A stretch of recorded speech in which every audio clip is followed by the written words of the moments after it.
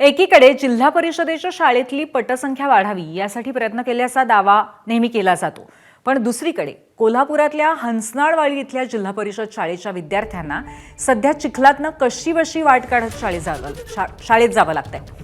पावसामुळे शाळेकडे जाणारा रस्ता चिखलमय झालाय, त्यामुळे विद्यार्थी अडचणीत आहेत। पालकांमध्येही नाराजी आहे। चिखलात ही लहान मुलं घसरून पडण्याची शक्यता आहेच, शिवाय सरपटणाऱ्या प्राण्यांचा धोका सुद्धा विद्यार्थ्यांच्या जीवाला आहे।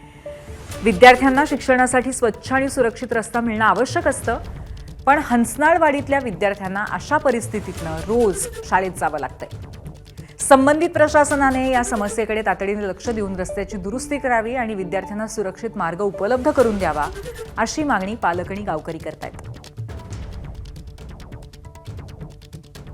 आम्ही हाताला धरून एकामेकाच्या शाळेला चिखलातून गुडघाभर पाणी येतं। आम्ही शाळेला येताना आम्हाला रस्ता इथं नाही आहे। आम्ही एकमेकांच्या हाताला धरून इकडे शाळेला येतो। एक जण इथं पडलेले पण आहेत। आम्ही या गुडघ्याभर चिखलातून येतो आणि आमचे पायात साप तेन येतात। एक जण दप्तर तेन हे घाण तेन होतात, शर्ट तेन घाण होतात। शाळेमध्ये विद्यार्थी संख्या सध्या 11 आहे। शिक्षक 2 आहेत। पावसाळ्याच्या दिवसामध्ये रस्त्याची अवस्था फार बिकट असते, मुलांना येण्या जाण्याचा त्रास होतो। शाळेच्या दृष्टीनं मुलांच्या दृष्टीनं रस्ता होणे गरजेचं आहे।